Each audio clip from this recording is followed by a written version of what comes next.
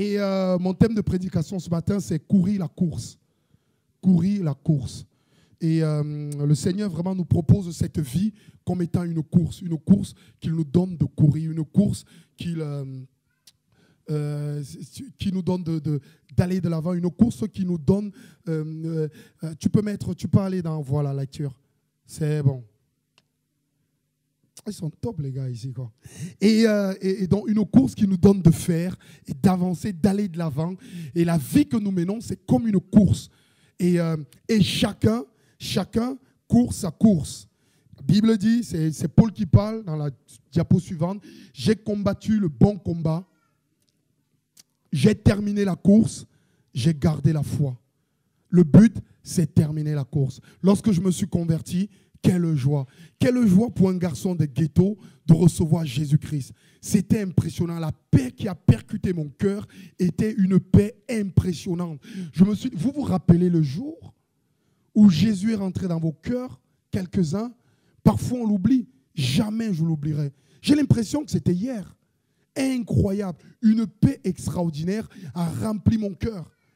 Je ne savais pas encore que de ce jour-là, jusqu'à ce que je meure ou que Jésus revienne, il fallait que je garde la foi. De ce jour-là, il fallait que je commence à aller vers une course. Une course, et le but, c'est d'arriver jusqu'au bout de la course, de la remporter. La course, on y passe tous et on a tous besoin d'aller de l'avant et de remporter. Lisez avec moi dans 1 Corinthiens 9, verset 24. Il est écrit, ne savez-vous pas que ceux qui courent dans le stade courent tous? Mais il y a un seul remporte le prix. Courez de manière à le remporter. Tous ceux qui combattent s'imposent toute espèce d'abstinence et ils le font pour obtenir une couronne corruptible. Mais nous, faisons-le pour une couronne incorruptible.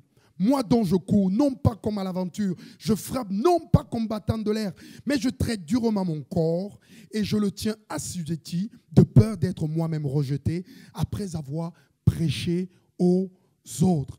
Voilà, ici, on se dit, mais j'ai besoin à la fin de garder la foi.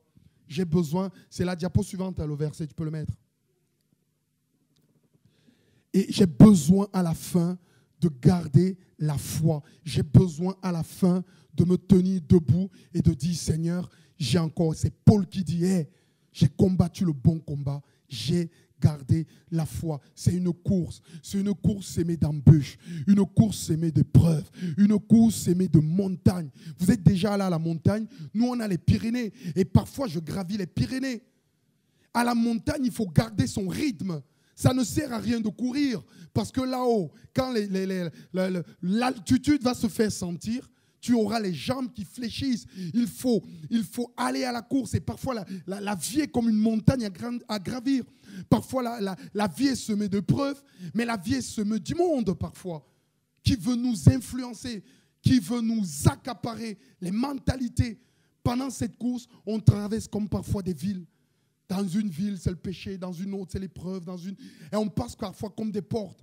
Je passe une porte et ma vie est transformée. Il faut que j'avance, j'aille de l'avant.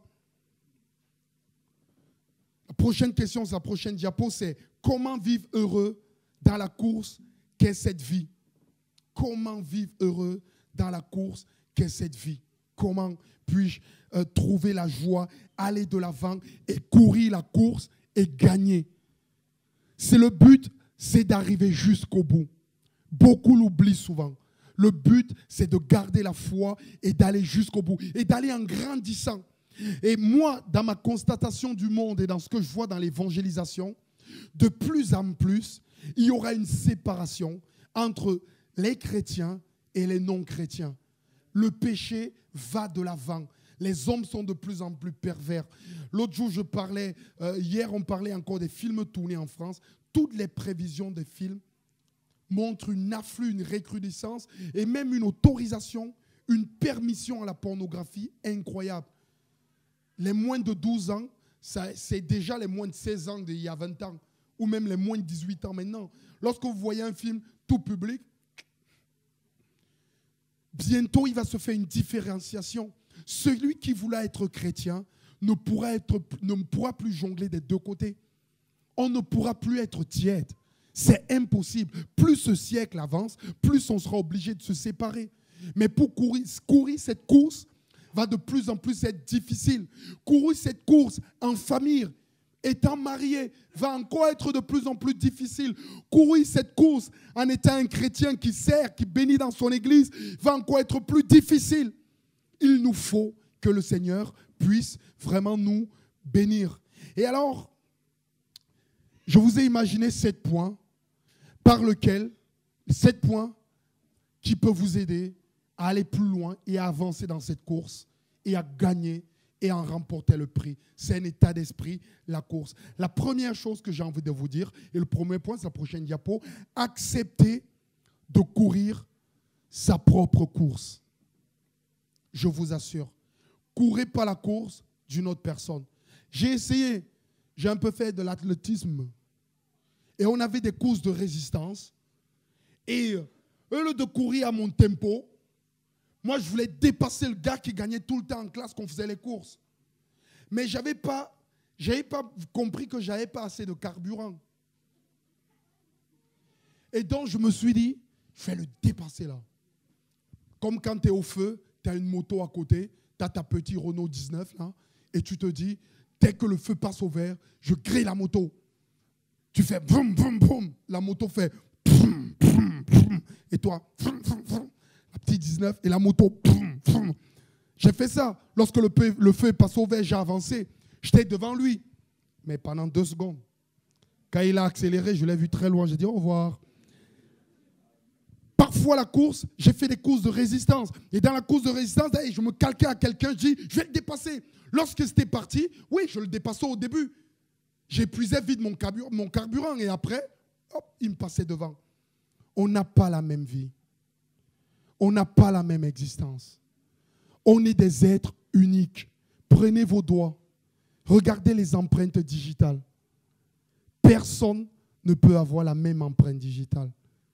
Quelques-uns ont des ressemblances, même à 98%, plus encore. Ce sont les jumeaux, parfois quelques-uns. Il y a des aberrations comme ça. Mais on a tous une empreinte digitale. On est unique en son genre. On est unique dans ce qu'on a vécu. On est unique dans nos émotions. On est unique dans notre vie. On ne peut pas courir la course d'un autre. Je veux dire, Seigneur, j'accepte de courir ma propre course. Ma course provient de ma naissance. Moi, je suis né dans un ghetto en Afrique. On n'a pas mangé, on a souffert, on a eu une existence particulière. Vous êtes peut-être né à Paris au 15e, vous avez une existence particulière. Quelques-uns parfois n'ont pas eu leur père et leur mère, d'autres en ont eu. Ils ont eu leur existence. Chacun a sa vie. On n'est pas pareil. Moi, ce matin, j'ai envie de dire, est-ce que tu acceptes de courir ta propre course?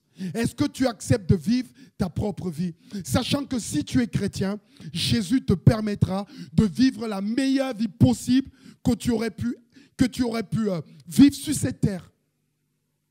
Acceptes-tu de vivre les épreuves qui te sont propres? Quelques-uns, parfois, ils ont des parents qui ont bien travaillé. Et donc, quand ils arrivent aux études, on peut leur payer les études et ils peuvent même être aidés pour construire leur maison. Mais tu n'es pas eux. Toi, tu dois peut-être te battre pour trouver ta subsistance, mais c'est différent. Dieu le bénira, mais Dieu te bénira aussi. Mais il faut que tu acceptes de vivre ta propre vie. C'est pour ça que la Bible dit, ne promène pas des regards inquiets. Accepte de vivre ta propre vie, de courir ta propre course. Quelques-uns, parfois, viennent de parents divorcés. Je ne connais pas toutes les vies ici. Accepte de courir. Parfois, certains se marient vite, d'autres restent longtemps célibataires. Si tu es dans le célibat, accepte de courir ta propre course. Dis ce matin, Seigneur, j'accepte la vie que tu me donnes. Et Seigneur, de cette vie, je sais que tu vas transformer les choses pour la gloire de ton nom. J'accepte. Tu as peut-être un enfant malade. J'accepte mon enfant malade, je l'élèverai, Seigneur, avec toutes mes forces. Je ne veux pas être comme cette dame qui a 10 enfants en bonne santé. Je ne regarde pas, Seigneur, si tu me donnes cette épreuve, et ça veut dire que tu vas m'aider, tu vas me soutenir, tu seras avec moi. Tu ne peux pas courir la course d'une autre personne. C'est ça le problème parfois de nos églises. Cours ta propre course. Cours ta propre course. Cours pas au tempo des autres. Cours ta propre course. Dis à Jésus, Seigneur, j'aime la vie que tu m'as donnée. Seigneur, j'aime la vie que tu m'as donnée. Seigneur, j'aime mon existence. Parce que si je viens ici et que tu as permis que je te rencontre, ça veut dire que tu vas transformer ma vie et tu vas la rendre extraordinaire. Ce qui m'énerve en France, ce que les Français ne s'aiment pas. Ils n'aiment pas leur vie, ils n'aiment pas leur existence. Ils aiment que les autres. Ils regardent toujours que le voisin est meilleur. Ils sont jaloux. Lorsque quelqu'un est riche, ils veulent être riches comme l'autre. Lorsque quelqu'un a cela, c'est fou. On n'ose même pas dire combien on gagne par mois. C'est dans nos mœurs, c'est dans nos mentalités. Sortons de cela. Ce n'est pas ainsi que notre Seigneur nous a appris à vivre. Parfois, il y a un disciple qui disait, mais Seigneur, lui, il ne va pas mourir. Jésus lui a dit, mais que t'importe s'il meurt ou il marche? Occupe-toi, toi, de toi. Que t'importe? Cours ta propre course. Si tu veux suivre Jésus, prends ta croix et suis-le. Meurs à toi-même. Décide de dire, Seigneur, j'aime ma vie et je vais la vivre. Lorsque j'ai dit cette phrase, ça a changé mon existence. Ça a changé ma vie. J'ai accepté que j'étais un pauvre gars, que je serais peut-être pauvre toute ma vie, que personne ne m'aidera. Alors j'ai commencé à bosser, fait mes études en même temps en bossant. Je faisais mes études, je payais mes études, je bossais, je faisais tout en même temps. Je me suis dit, hey, si c'est la course que je dois vivre sur cette terre, Dieu, tu me béniras. Et là, je commençais à être heureux et bien portant. Et lorsque l'autre, avec sa belle vie, je dis, ah oui, mais toi, c'est toi. Moi, c'est moi. Et Dieu me bénit quand même. Amen. Dieu nous bénit tous. Dieu nous bénit tous. On est tous bénis. Tous. Vous me citez un chrétien, je prends votre vie sur 6 ans, je trouve la gloire et la bénédiction de Dieu. L'acceptez-vous, vivez votre vie. OK? La deuxième chose, et quand vous avez accepté votre vie, la joie commence à venir. La joie commence à venir. C'est Paul qui parle dans Philippiens 4, verset 11, prochaine diapo. Ce n'est pas à cause de mes besoins que je dis cela, car j'ai appris à être satisfait de ma situation. J'ai envie de vous entendre dire, car j'ai appris à être satisfait de ma situation. Et oui, parfois je restais 2 semaines avec 0 € en banque et je n'avais pas droit au découvert. Et je disais, car j'ai appris à être satisfait. Et oui, je sais vivre dans la pauvreté. Je sais vivre dans l'abondance, partout en toutes circonstances. On souffre des chrétiens qui ne sont pas heureux de la position qu'ils ont. On souffre des chrétiens qui cherchent des choses glorieuses et à être vus. On souffre des chrétiens qui n'acceptent pas de courir leur course et les épreuves que Dieu leur a données. J'ai appris à être rassasié, à avoir faim, à être dans l'abondance, d'être dans le besoin. Je peux tout par celui qui me... C'est-à-dire, Christ, prends ta croix et suis Jésus. La deuxième chose que je vais dire pour courir cette course, celui-là c'est le point vraiment le plus important. Le deuxième point pour continuer, c'est vivre par la parole de Dieu. Vivre par la parole de Dieu. On ne peut pas vivre sans la parole de Dieu. Prochaine diapo. Pour bien courir, il faut manger. Et vous ne pouvez pas courir sans énergie. Eh bien oui. Prenez de l'énergie, pas le Red Bull qui donne des ailes. Prenez de l'énergie. Comment pouvez-vous courir sans énergie? Comment vous... pas comme les cyclistes qui... Sans l'insu de mon plein gré. Pas comme les cyclistes. Non, courez avec de l'énergie.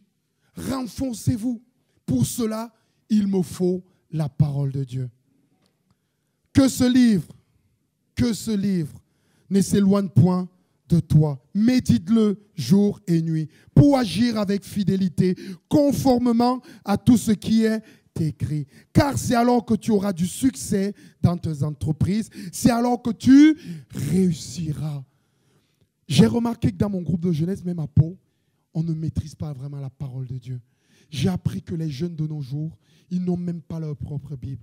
Moi, quand je me suis converti, j'ai raturé toute ma Bible. C'était fluo, marron, vert, rose aux pommes, turquoise, toutes les couleurs. Parce que je me disais, il faut que je la retienne celle-là. C'est top cette parole, c'est top. Et on se faisait les top versets. Quel est ton top verset? Moi, le numéro 1, je mets celui-ci. L'Éternel est mon berger, je ne de rien. Et toi, quel est ton top verset? Quoi? Ah? Hey, celui qui demeure à l'abri du Très-Haut repose à l'ombre. Et toi, quel est ton top verset? Et l'autre, il donnait. Oh, on mangeait la parole de Dieu. Je la mange matin, midi et soir. Pas pour les prédications, pour ma vie. Dieu doit me parler. La parole de Dieu est une lampe à mes pieds, une lumière sur mon sentier. Comment puis-je vivre sans la parole de Dieu? Comment tu peux connaître Dieu sans la Bible? Ceux qui ont mis la Bible en dessous, ils ont tout paumé. Il y a des gens, ils disent, oh, moi j'ai des révélations. Mais c'est toujours loin de la Bible. Ça n'a rien à voir avec la parole de Dieu. Rien ne dépasse la parole de Dieu. Elle a toute autorité. La terre et ses richesses passeront. Mais ma parole ne passera pas. Tu ne peux pas courir cette course sans la parole de Dieu. Il est impossible. OK? Je vous assure, c'est important. Troisième chose, tu ne peux pas courir la course. Il te faut poursuivre une vision. Il te faut poursuivre une vision. Je continue. Comment courir sa course sans plan de course? Pour courir, on te donne un plan. Tu ne vas pas à la course en disant, allez, vous avez déjà vu des gars qui ont loupé les Jeux Olympiques? Ceux qui marchent là. Et il y en avait un, il marchait, mais en fait, il se trompait de circuit. Il a pris le mauvais chemin. Et alors que les autres, ils l'ont dépassé, ils arrivaient, lui, il croyait qu'il était dans la course. Mais au moment d'aller gagner, on l'a dit, mon Dieu, t'es fou ou quoi? T'as pas pris le bon chemin, au revoir. Il faut avoir une vision du lieu où on part. Tu peux mettre la prochaine diapo. Il faut avoir une vision du lieu où on veut aller. Comment courir sa course sans désirer fortement gagner? Il faut avoir une vision. Laisse-moi arriver. Il faut avoir une vision à long terme. Seigneur, je veux vivre au paradis. Tu me réserves le paradis. S'il m'arrivait de mourir, ne dites pas je suis jeune, je veux vivre au paradis. Une vision à moyen terme. Seigneur, je me prépare pour vivre demain quelque chose de particulier. Moi, quand j'étais en Afrique, à l'âge de 17 ans, je disais au Seigneur, mais qu'est-ce que tu vas faire de ma vie? Qu'est-ce que je vais faire sur cette terre? Je sais que je suis sauvé. Pendant plus de 6 mois, j'ai prié. Un jour, Dieu m'a visité. Je suis rentré dans ma chambre un jour. Et je rentrais du lycée et je venais de prendre mon goûter. Et là, je fermais la porte, j'étais en train de dormir. Une puissance est rentrée vraiment dans ma chambre. Je n'arrivais plus à ouvrir les yeux. Vraiment, j'ai senti la présence de Dieu. La seule fois où Dieu vraiment m'a parlé. Et il m'a dit que je ferai de toi un serviteur. Tu iras dans le monde entier prêcher mon nom. Et ma parole et tout, je l'ai reçu. Je me suis dit, Seigneur, c'est ma vision à moyen terme. J'ai commencé à travailler pour cette vision. On a monté un mouvement d'évangélisation au Cameroun qui s'appelle Archangélique. On a été dans les rues, dans les cités. On a fait Melaine, Tinga. Et ça, c'est les quartiers du Bled. Je ne vais pas continuer à citer. Et on a été là, on a prêché l'évangile. Un jour, Dieu m'a dit, c'est bon pour toi, il faut que tu ailles en Europe et prêcher l'évangile. Quand je suis venu en France, j'ai fait la fac. Mais la fac ne m'a servi qu'au de couverture. À la fac, je sortais des albums déjà. Je revenais avec mon sac après les concerts. Je revenais avec mon sac, je posais mon sac à la maison. J'allais en cours. C'était juste pour étudier la société française. J'ai fait un master, oui, en contrôle-gestion. Mais c'était juste mon but précis, mon appel précis, c'était de prêcher l'évangile. Je ne savais pas si le rap allait marcher. S'il fallait faire des claquettes, ris pas. J'aurais fait des claquettes. Si je savais faire la danse classique, je l'aurais fait. Mais puisque j'ai fait du rap et que ça marche, les cœurs sont touchés, eh bien, je continue. Et je suis la vision que Dieu m'a donnée. Moi, j'ai envie de te dire ce matin, quelle est ta vision à moyen terme? Il y a des gens, la Bible dit, faute de vision, le peuple périt. Quand on ne sait pas où on va, le peuple périt. Si tu ne sais pas ce que tu vas faire, colle-toi à la vision de l'église. C'est très facile. Suis les autres ce qu'ils font. Où va l'église? Dans l'évangélisation, suis. Dans tel domaine, suis. Sers quelque part. Mets-toi dans une vision. Comment te vois-tu chrétien dans 10 ans? C'est ce que je pose comme question ce matin. Sans la vision, vous ne pourrez courir la course. Comment tu peux courir sans voir? Tu ne peux pas. Impossible. Dis au Seigneur, mais où vais-je? Que vais-je devenir? Que serais-je? Dans quoi m'appelles-tu? Ceux qui ont gardé la vision, comme Josué, sont venus à plus de 80 ans voir Moïse en disant, hey, ceux qui ont gardé la vision, comme Caleb, je voulais dire, sont venus après voir Josué en disant, Moïse m'a promis tel pays. Je le veux, même à 80 ans. Il a gardé le feu dans son cœur pendant toutes ces années. C'est ça la vision. La vision à court terme, c'est aujourd'hui, je vis pour Dieu. Qu'est-ce que je fais aujourd'hui? Il me faut ceci. On continue. Sans la vision, je vous assure, courir cette course, c'est bien compliqué. Merci de finir les phrases. La quatrième chose pour courir, bien courir, il faut s'équiper pour la course. Il faut s'équiper pour la course. Pour la course, il faut avoir l'équipement adéquat. Quand vous allez à la montagne, il faut avoir des chaussures de montagne bien rythmées et tout. Quand vous faites des courses rapides de 100 mètres, on vous donne des pointes pour que vos chaussures accrochent sur le sol. Tout pour chacune des courses, il y a des instruments adéquats. Il y a des gens voilà, on doit revêtir les armes. La Bible dit dans Éphésiens 6, 11, revêtez-vous de toutes les armes de Dieu, afin de pouvoir tenir ferme contre les manœuvres du...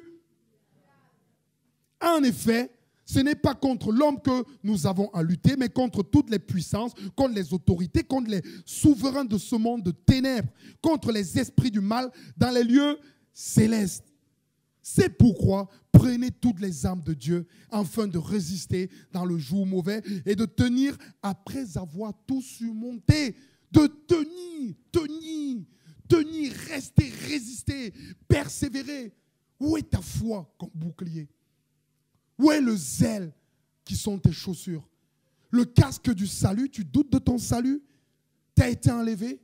L'épée de l'esprit qui est la parole de Dieu, l'as-tu encore? Seigneur, j'ai besoin de toi. Équipe-moi. Qu'est-ce qui me manque? Seigneur, qu'est-ce qui me manque? Parfois la Bible dit, la foi c'est difficile, le bouclier de la foi. Parce que le diable il envoie parfois des traits enflammés.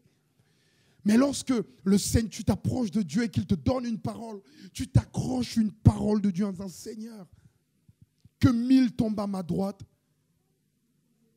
que 10 000 à mon côté, moi, je ne serai pas atteint. Et je résiste avec cette parole et je tiens ferme. Je tiens ferme. Il me faut les armes de Dieu. La cinquième chose qu'il faut, laissez-vous porter par les autres coureurs lorsque vous faiblissez. Ça, c'est un conseil que je vous donne. Je répète ma phrase. Laissez-vous porter par les autres coureurs lorsque vous faiblissez. Quand tu es en train de courir, c'est la communion fraternelle. Comment peux-tu courir ta course seul? C'est ta propre course, mais c'est bien de courir avec les autres. Parce qu'il y a un effet d'entraînement. Ce matin, quelques-uns sont arrivés, ils étaient complètement brisés dans leur cœur. Mais parce que la tantine à côté, ou le tonton Jérôme à côté, a loué Dieu, la louange de la tantine a relevé le tonton à côté et le cousin de l'autre côté, alors qu'il était brisé. On a besoin d'avoir les gens à côté. L'autre jour, on m'a dit à Pau, pour la vie d'enterrement d'un jeune, il m'a dit, va faire le chemin Henri IV en vélo. Moi, je n'avais pas réalisé ce qu'est le chemin Henri IV. C'est un chemin avec plein de terre et des crevasses. Il faut le faire en VTT. Et moi, le vélo, ça fait 2. Donc, je me suis dit, mais c'est Jérém, c'est un pote et tout. Je ne peux pas le laisser tomber, c'est un chrétien. Allez, j'y vais et tout. On part à vélo. Et il y avait une côte comme ça à monter. Oh là là. Et là, la côte, tu prends de l'élan et moi, je monte pour dépasser les autres. Au milieu de la côte, je ne sentais plus mes cuisses, mon pauvre. J'avais l'impression qu'elles auraient explosé. Quoi. Je me suis dit, si tu t'arrêtes au milieu de la côte, tu es mort. Et alors, j'ai commencé à résister. Je suis arrivé au-dessus de la côte. On a continué la course. Au bout d'un temps, j'en pouvais plus. J'ai dit aux frères, les gars, continuez en vélo. Allez trouver la voiture, ramenez-moi la voiture, je ne roule plus. J'en ai marre. Et il me dit, non, viens, viens. Et au bout d'un temps, il y a un qui se mettait derrière moi et il me poussait en pédalant. Et il me poussait en pédalant. Et il me poussait. Et j'ai refait les 7. Et quand j'arrive, je vois un panneau, il reste 7 kilomètres. J'ai dit, non, non, là, les gars, on arrête. C'est trop compliqué, on arrête. Et il me dit, non, résiste. Et résiste, vas-y, vas-y. Et là, j'ai continué à en aller. Et j'ai fini la course. Et je me suis dit, c'est pas possible. Seul, j'aurais même pas fait, rien que la pente, je me serais arrêté de suite.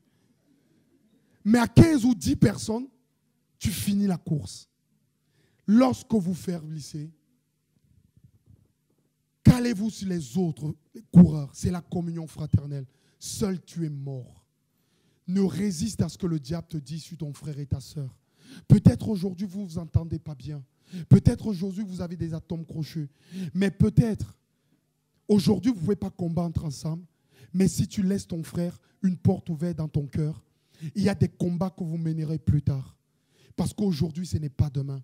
N'abandonne pas ton frère sur le chemin. Ne le mets pas de côté. Ne te sépare pas de la communion fraternelle. On ne sait pas de qui on aura besoin demain. OK?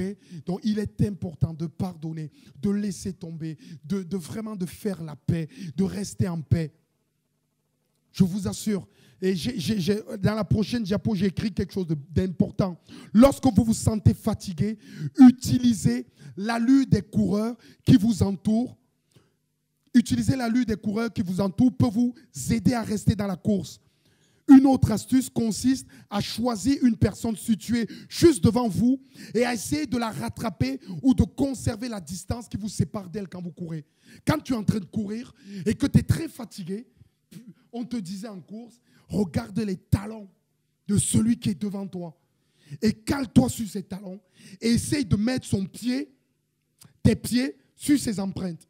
Dès qu'il court, pam, tu mets ton pied, pam, tu mets ton pied, pam, et tu tiens. Et lorsque la distance augmente, tu regardes la distance et tu restes sur tes pieds. Tu n'essayes pas de regarder au loin parce que tu vas te dire, ah, il reste 15 km, je suis mort. Non, tu restes sur les pieds de ton frère. Et c'est vraiment une image qui nous parle de la communion fraternelle. Lorsque j'en peux plus, j'utilise la force des frères autour de moi. Je vous assure, j'ai failli me noyer à la mer l'autre jour. Il m'est arrivé plein de choses, hein. Je vais avec les jeunes et je fais mon bodyguard, là, le gars, les gars qui est lifeguard, et on se baigne à Biarritz. Et nous, on a les baïnes. Les baïnes, c'est que l'eau de la mer, lorsque la vague arrive, sur le sol, elle tire, elle va très loin. Et moi, j'étais en train de jouer avec les jeunes et je ne voyais pas passer le temps. Et au bout d'un temps, je lève la tête, je suis hyper loin de la mer. Et là, je me dis, ça va être costaud. Et là, tu essayes de te battre avec tes forces. Et tu vois que tu nages sur place. Et au bout de 10 minutes, tu te dis, waouh. Et tu commences à couler. Tu ressors. Tu ressors, tu te dis, je suis fini. Et là, tu te dis, mais comment, Seigneur, je vais mourir ici, dans la plus belle ville de France? Ce n'est pas possible, Seigneur. C'est incroyable. Et là, j'ai regardé autour de moi. J'avais un petit jeune de mon groupe de jeunesse, il s'appelait Anthony. J'ai dit, Anthony, viens me sortir de là, viens, viens. Et il rigolait.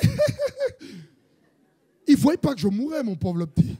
Et que j'étais en train de boire la tasse. Je dis, Anthony, arrive. Et il rigole encore. Il dit, viens. Il vient, je suis en train de me couler. Et donc, j'ai gardé mon calme pour ne pas le noyer à lui. Quand quelqu'un vient vous aider, ne noyez pas. Parce que tu peux noyer la personne et il ne peut plus t'aider. Parce que tu paniques. C'est pour ça que les gens qui paniquent, qui se noient, on les met une claque. Pah, pour qu'ils restent tranquilles et qu'on puisse les sauver. C'est vrai, en natation, vous pouvez le vérifier. Quand quelqu'un se noie et qu'il se débat, il faut lui mettre une bonne... Si vous ne l'aimez pas, une très bonne... Non, je blague. Et donc, je n'ai pas paniqué. Il m'a pris le bras et petit à petit, on a ramé ensemble. Les vagues venaient et il m'a mené vers le devant. Et ensemble avec lui, je me suis dit, Seigneur, comment n'avons-nous pas encore compris la communion fraternelle? Je vous assure, il y a des gens qui chantent avec moi, que je tiens à bout de bras depuis 12 ans.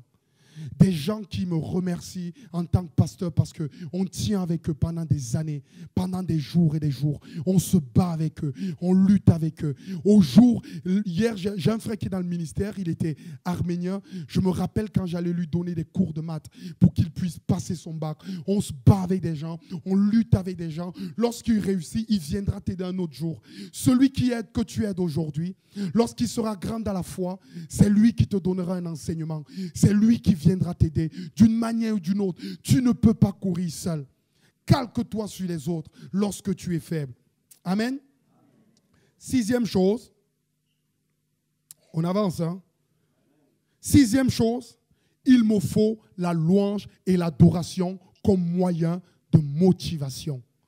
Un peuple qui loue, un chrétien qui adore, c'est vraiment une clé incroyable pour courir, pour être joyeux, même quand on est triste, pour être heureux, même quand ça ne va pas. La louange du Seigneur, c'est ma force. Là, je m'écris loué.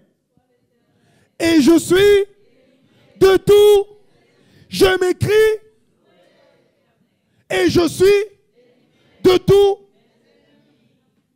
J'ai l'impression que quelqu'un a négligé.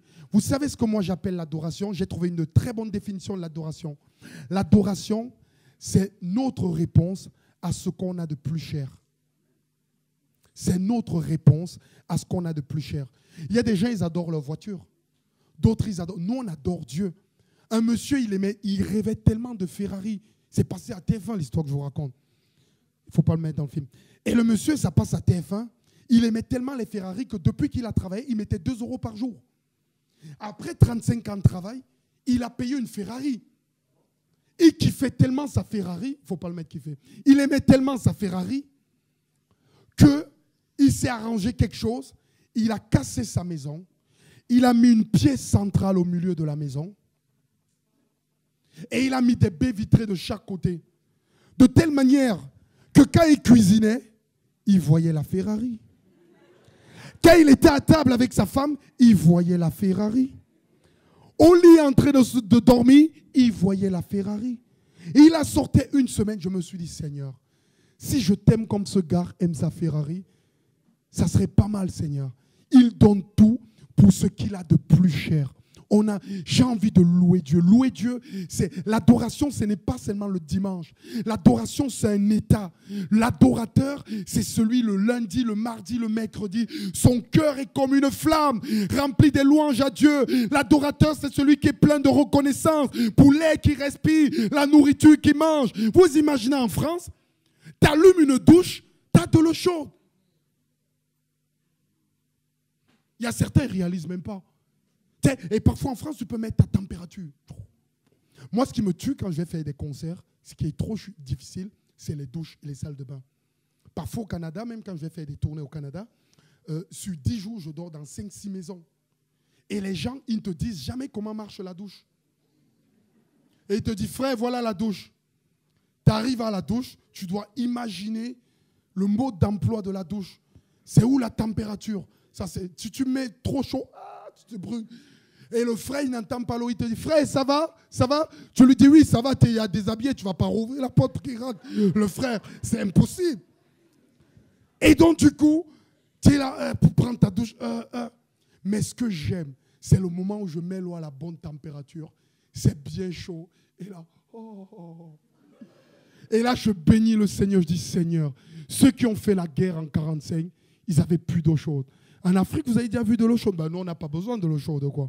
On met au soleil, ça chauffe. Mais seulement, c'est quelle grâce incroyable de pouvoir manger, d'être reconnaissant, de pouvoir travailler, de pouvoir aimer au lieu de détester, de pouvoir pardonner au lieu d'en vouloir. Mon cœur doit être rempli d'une louange extraordinaire tous les jours. Quand je suis dans le doute, Dieu efface mon doute. Quand je suis dans la crainte, il enlève ma crainte. C'est un héros puissant et je dois le louer. La louange de l'Éternel doit habiter dans mon cœur. Elle doit envahir ma vie. On doit la voir. Elle doit transparaître dans ma vie, dans mon être. Je dois être un adorateur des ongles jusqu'à la tête. C'est ça qui est bon. Comme ils disent les Ivoiriens, c'est ça qui est la vérité. C'est ça qui est bon. Il me faut que cette louange me motive. Lorsque Satan veut frapper un chrétien, il détruit l'image de Dieu. Il détruit d'abord l'image de Dieu. Crois-tu qu'il va t'aider? Crois-tu que c'est vraiment un vrai Seigneur? Il était où? Non, dans telle situation. Tu crois qu'il est là? Et le doute commence à remplir ton cœur. Alors que lorsque tu commences à louer et que tu dis, Seigneur, tu es venu me chercher, je t'ai paumé. La paix dans mon cœur. Dans telle situation, je t'ai vu. Dans cela, je t'ai vu. Je te loue parce que je ne manque de rien. Seigneur, tu es mon Père. Et là, la force commence à te prendre. L'énergie de Dieu vient en toi. La louange, notre louange se calque à la louange des anges dans le ciel. Et ensemble, ça fait une symphonie d'adoration pour notre Dieu. La louange est hyper importante. L'adoration, louer tout le temps. Achetez des disques chrétiens, et écoutez de la musique, et lisez la Bible, et louez Dieu. À vos enfants, lisez des cantiques. Et la Bible dit, entretenez-vous par des hymnes, et chantez. Si tous les chrétiens évangéliques passaient à la Starac, mais on les dépasserait, tous ces gens qui chantent n'importe quoi là. Ça s'est chanté chez nous. Hein. Ah ben oui, pourquoi toutes les grandes chanteuses étaient dans des églises évangéliques avant? La Bible le dit. C'est Paul en prison. Il disait, après les avoir roués de coups, acte 26, verset 23, on peut continuer mon ami. Après les avoir roués de coups, ils les ont jetés en prison en recommandant aux gardiens de la prison de les surveiller de près. Face à une telle consigne, les gardiens les a jetés dans la prison intérieure et a emprisonné leurs pieds dans les entraves. Vers le milieu de la nuit, Paul et Silas priaient et les louanges et les prisonniers les écoutaient en disant, ils ont été battus ces gars, ils ont été explosés, on les a battus et ils sont en prison et ils chantent encore. Tout à coup, il y a eu un tremblement de terre si violent que les fondations de la prison ont été ébranlées. Toutes les portes se sont immédiatement ouvertes et les liens de tous les prisonniers ont été détachés. Lorsque tu loues Dieu, spirituellement, il se passe des choses. Le lieu que tu es tremble. La Bible dit, mais si violent le tremblement de terre provoqué dans le camp de Satan et de ses accusations, un tremblement de terre par vos louanges. Il faut que ces fondations, le mensonge, le dérobeur, le violeur soient ébranlés dans vos cœurs et dans vos vies.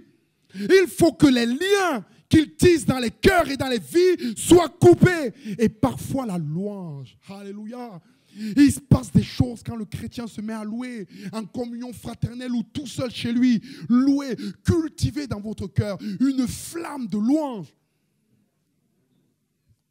Psaume 32, verset 2, je veux bénir l'Éternel en tout temps. Sa louange sera toujours dans ma bouche. Que mon âme fasse toute sa fierté de l'Éternel. Que les hommes écoutent et se réduisent. Dites avec moi la grandeur de l'Éternel. Célébrons tout son nom. J'ai cherché l'Éternel et il m'a répondu. Et il m'a délivré de toutes mes... Quand on tourne les regards vers lui, on est rayonnant d'eux et le visage ne rougit pas de honte. Quand un malheureux crie, l'Éternel l'entend et le sauve de toutes ses... L'ange de l'Éternel campe autour de ceux qui le craignent et il les arrache au danger. Quand je lis ce verset, voilà, j'ai la force.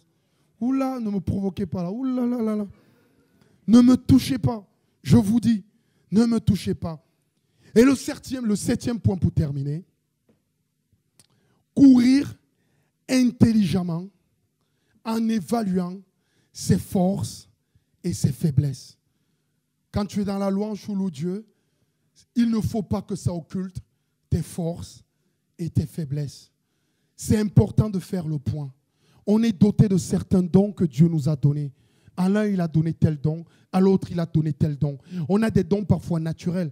Moi, mon nom veut dire antilope. Je cours comme un antilope. Non, je blague. Et certains, ils sont efficaces. D'autres sont réfléchis. D'autres sont explosifs. On a des caractères différents. On a des sanguins. Les sanguins, c'est quand ça barde, ça va très vite.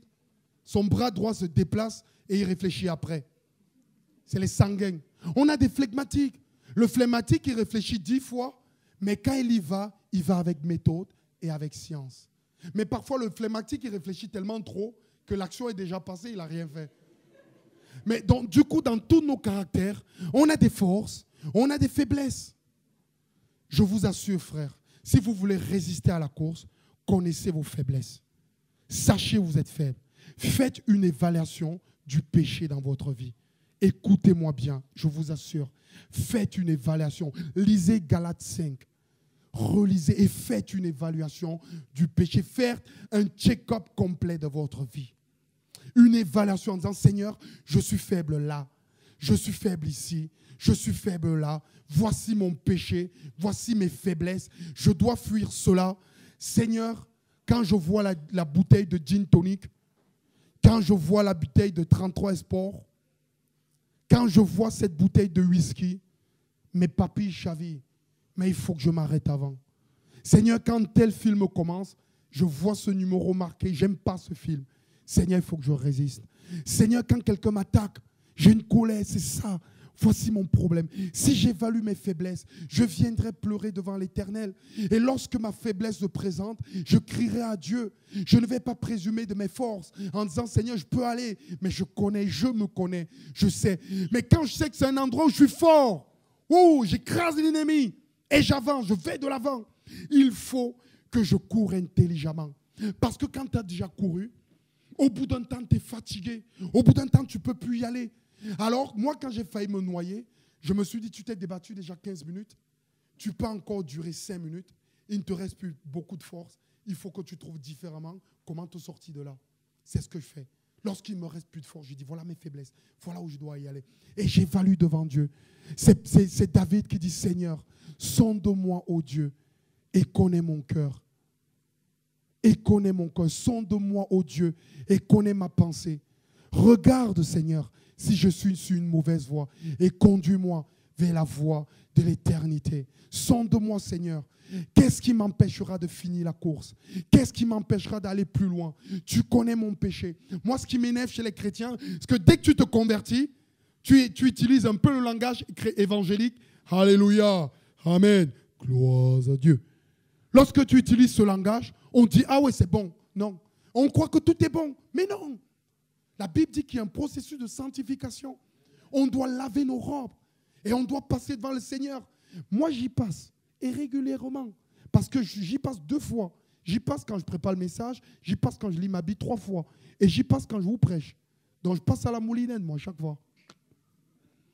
Hein? On y passe. Hein? Et donc, c'est compliqué. Mais si nous, on y passe et on n'est pas épanoui et qu'on est laminé, vous aussi, je vous assure, il est important de faire vraiment bien. Parfois, il faut prendre des décisions radicales sur le péché. Parfois, sur l'accroissement de nos temps de prière. Je suis léger. Ma piété est comme la rosée du matin. Elle s'estompe très vite. Il y a des gens, ils ne peuvent pas prier 5 minutes. Juste à dire une phrase, il a fini de prier. Oh mon frère, non. Prions. Prions. La piété, c'est comme un muscle. Quand tu cours, vous avez déjà fait la course, quand tu cours, si tu n'as pas couru depuis 4 mois, mon gars, tu viens au premier kilomètre, tu cours et tu as la rate. Mais il y a toujours des gens qui m'énervent et qui te disent, non, c'est pas grave, même si la rate fait mal, continue à courir, t'es fou. Mais c'est ce qu'il faut faire en fait. Tu continues à courir et tu cours 1 kilomètre. Mais si tu reviens le lendemain, tu vas faire 1 kilomètre et peut-être 200 mètres. Et le lendemain encore, et tu vas te fortifier, et tu vas te fortifier, et tu vas te fortifier. C'est ça la piété parfois. Faisons une évaluation réelle de notre vie spirituelle. Regardons nos temps de prière. Regardons les moments qu'ils passent. Il n'y a pas de hasard. Pour sortir un album, je travaille 1 an et demi. Je me couche vers 2-3 heures du matin. J'écoute tous les morceaux que je fais. Je regarde ma voix, je passe du temps. J'appelle les maisons de 10, secteurs me rejettent, d'autres acceptent. Je les tirelupine. Je réfléchis aux pochettes. Je regarde qu'est-ce qui peut toucher les journalistes. C'est du temps, c'est de l'abnégation, c'est du boulot, c'est du travail. Il faut des chrétiens bosseurs. Pour y arriver, il faut que je fasse un check-up, que je réfléchisse. Je me dis, Seigneur, qu'est-ce qu'il me faut? Où sont mes faiblesses? Arriverai-je ou pas? Vais-je arriver? Il faut que ces points demeurent dans votre vie si vous voulez courir votre course par la course d'un voisin. votre propre course. Et à la fin, le Seigneur pourra dire, fidèle serviteur, rentre dans la joie, rentre dans la joie de ton maître. On va finir par ce verset qui dit, 2 Corinthiens 3, verset 18, nous tous qui, sans voile sur le visage, contemplons comme dans un miroir la gloire du Seigneur, nous sommes transformés à son image, de gloire en gloire par l'Esprit du Seigneur. De gloire. Notre course doit être une course de gloire. Notre course doit être une course de gloire. J'aime gagner. J'aime gagner. Je souffre, mais je gagne. Ça fait 12 ans que je gagne. Malgré les défaites, les difficultés, les combats, je gagne. Je veux que les chrétiens aiment l'appétit de gagner sur leur mentalité, de gagner parfois sur la difficulté. Il faut qu'on soit vainqueur. Nous sommes tous transformés en son image de gloire. Courir sa course et gagner de gloire. Puissons-nous prier ce matin ensemble. Seigneur, je te bénis parce que tu es Dieu et que tu es puissant, Seigneur. Je te bénis parce que tu es digne de louange. Seigneur, tu m'as donné une course à courir lorsque tu m'as sauvé. Seigneur, tu m'as donné un chemin à faire avec toi, comme tu as fait le chemin avec les disciples d'Emmaüs. Seigneur, tu m'as donné d'avancer, d'aller de l'avant. Mais Seigneur, pour courir cette course, j'ai besoin de toi. Seigneur, ce matin, Seigneur, je vais accepter la course que tu m'as donnée. Les épreuves qui me sont propres à ma vie.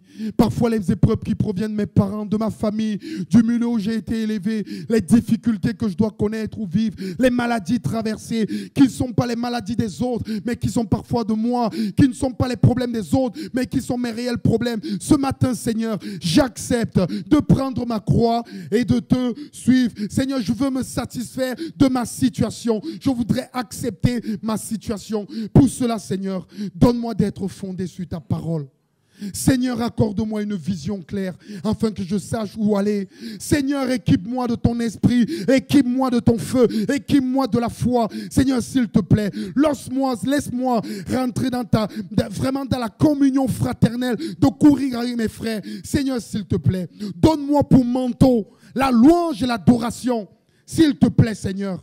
Oh Jésus, donne-moi d'évaluer mes forces, mais surtout de regarder mes faiblesses. Est-ce que ce matin, il y a des gens qui ont été touchés par ce message et qui disent, Seigneur, j'ai besoin dans un des points, Seigneur, d'aller de l'avant. J'ai besoin. Si tel est ton cas, tu peux te mettre debout à ta place, prier pour toi, en disant, Seigneur, s'il te plaît, j'ai tant besoin.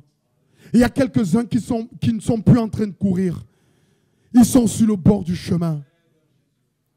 Ils sont sur le bord du chemin. Si tel est ton cas, je t'invite à venir ici devant. On va prier pour toi.